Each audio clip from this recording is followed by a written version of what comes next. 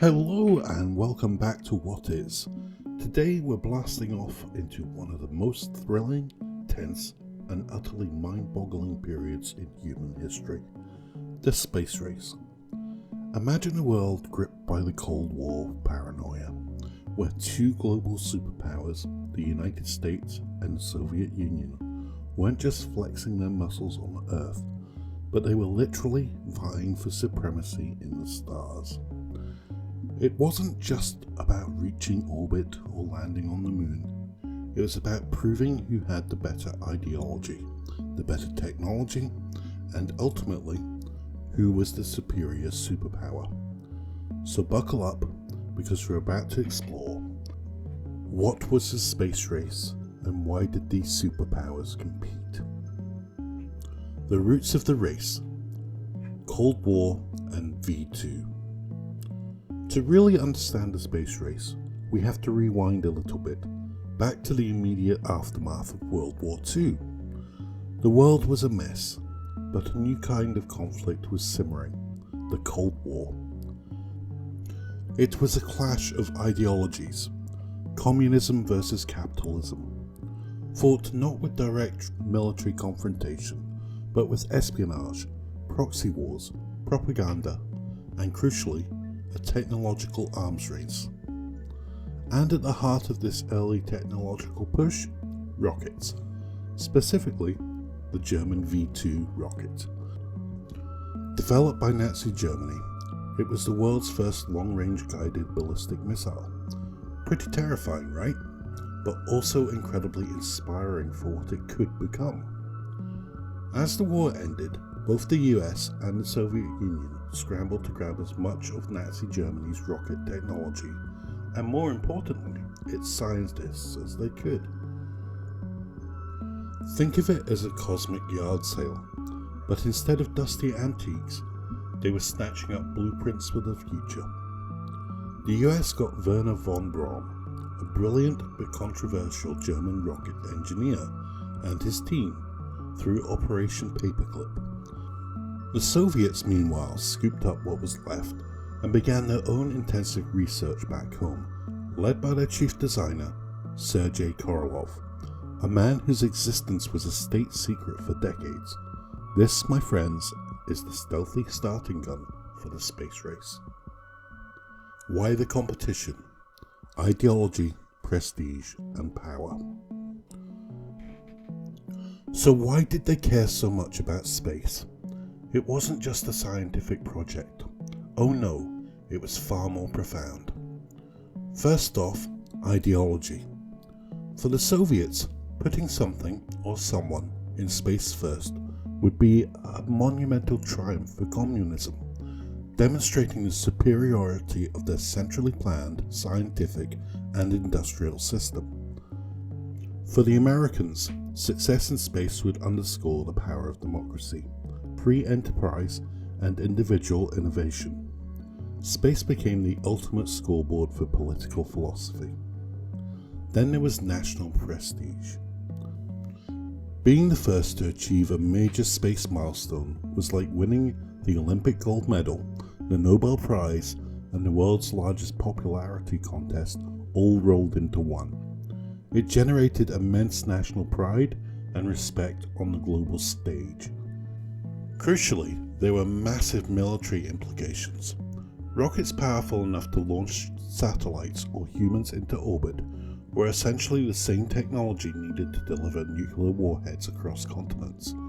These were intercontinental ballistic missiles, or ICBMs. Every successful space launch was a thinly veiled demonstration of a nation's ICBM capabilities.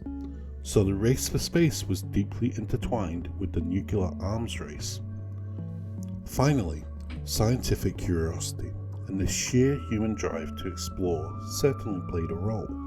But let's be honest, it was often secondary to the political and military objectives in the early days. It was a high-stakes game of cosmic chess. The Sputnik shock. USSR takes the lead, 1957 to 1958. And then it happened. October 4th, 1957. the world looked up. The Soviet Union launched Sputnik 1, the first artificial satellite into Earth orbit. It was a metallic sphere, roughly the size of a basketball, with 4 external radio antennas, and it did one thing: it beeped. But that beep echoed around the world like a thunderclap. For the Soviets, it was a moment of immense pride and a propaganda coup of epic proportions. Look what communism can do, they declared. For the Americans, pure panic. This was the Sputnik shock. If the Soviets could put a satellite in orbit, they could certainly put a nuclear warhead on a missile aimed at the US. Just 1 month later, on November 3rd, 1957, the Soviets doubled down on the shock. They launched Sputnik 2, carrying the first living creature into orbit, a stray dog named Laika. Poor Laika. While a scientific marvel, the mission was a one-way trip for her, as re-entry technology didn't yet exist.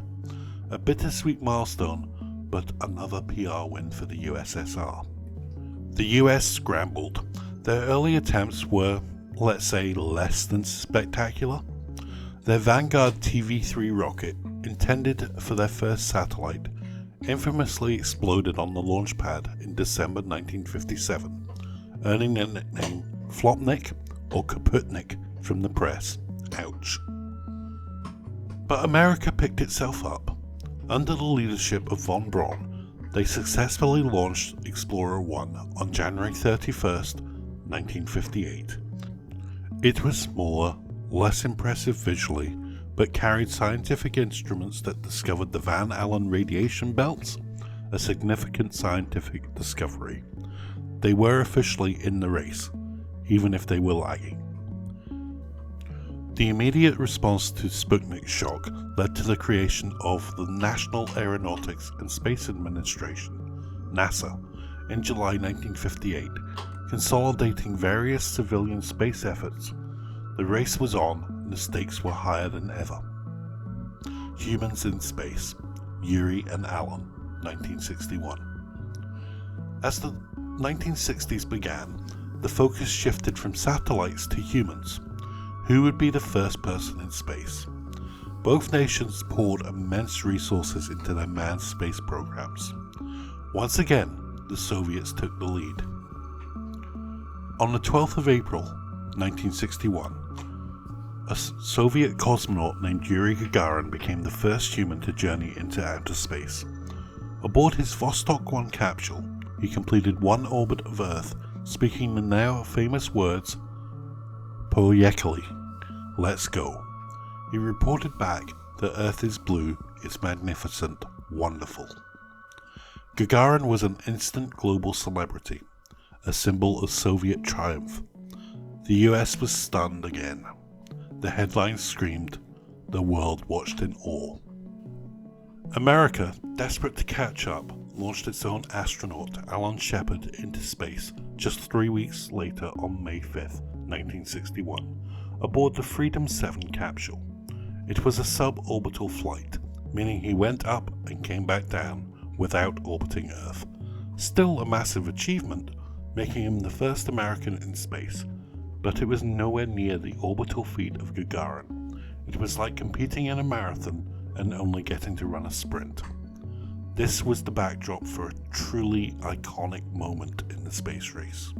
On May 25th, 1961, President John F. Kennedy stood before Congress and delivered a speech that would define the American space effort for the next decade.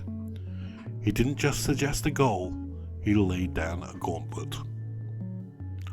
I believe that this nation should commit itself to achieving the goal before this decade is out of landing a man on the moon and returning him safely to Earth.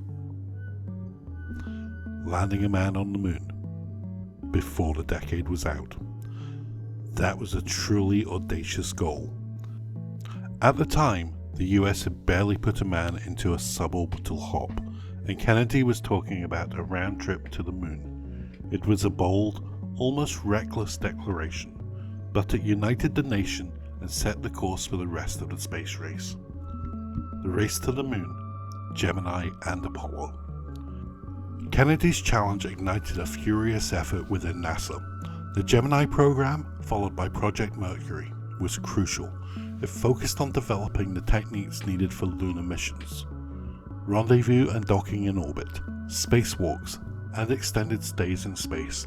Astronauts like Gus Grissom, John Young, and Neil Armstrong honed these skills, pushing the boundaries of human endurance and engineering. Meanwhile, the Soviets were still setting records. In 1963, Valentina Tereshkova became the first woman in space aboard Vostok 6. In 1965, Alexei Leonov performed the first spacewalk. They were still proving their mettle and keeping the pressure on. But the sheer scale of the American commitment to the Apollo program began to show. It was a monumental undertaking, employing over 400,000 people and consuming billions of dollars. However, the race was not without tragedies. On January 27, 1967, during a launch rehearsal for Apollo 1, a flash fire erupted in the command module, killing astronauts Gus Grissom, Ed White, and Roger Chaffee. It was a devastating blow, forcing NASA to re-evaluate every bolt, every wire, every procedure. The Soviets also suffered in their own losses. In April 1967, cosmonaut Vladimir Komarov died when the parachute on his Soyuz 1 capsule failed during re-entry. Both nations learned harsh, painful lessons about the unforgiving nature of space exploration. Despite these setbacks, the drive continued. NASA pushed forward with redesigned and safer spacecraft. The Soviets, though often secretive about their lunar aspirations, were also developing their own massive N-1 rocket to compete for the moon landing, a project fraught with engineering challenges and ultimately failure. The Giant Leap, Apollo 11, 1969. By 1968, America was making incredible strides. Apollo 8, commanded by Frank Borman, Jim Lovell, and Bill Anders, became the first human mission to orbit the moon, broadcasting stunning images of Earthrise back to a captivated planet on Christmas Eve. It was a psychological victory, showing the world that reaching the moon was no longer a dream, but an imminent reality. Then came Apollo 10, a dress rehearsal. Getting within 9 miles of the lunar surface, the stage was set. And finally, on July 16, 1969, Apollo 11 launched from Cape Kennedy. Inside were Neil Armstrong, Buzz Aldrin, and Michael Collins. 4 days later, on July 20, 1969, the lunar module, Eagle, detached from the command module, Columbia, and began its descent to the moon. As the Eagle settled into the Sea of Tranquility, Armstrong famously radioed back, "Houston, Tranquility Base here. The Eagle has landed." The world held its breath. Hours later, on July 20th, Neil Armstrong stepped out onto the lunar surface, uttering those immortal words, "That's one small step for man, one giant leap for mankind." Buzz Aldrin soon joined him. For a few glorious hours, 2 humans walked on another celestial body. The mission was a resounding success. The US had officially won the race to the moon, fulfilling Kennedy's ambitious challenge. The ideological victory was profound. The world watched in awe, a moment of unity in a divided time. 5 more Apollo missions successfully landed men on the moon, proving humanity's capability not just to reach, but to explore another world. The initial intense phase of the space race, defined by the moon landing, was over. Beyond the moon, cooperation and new horizons. So what happened after the moonshot? Did everyone just pack up and go home?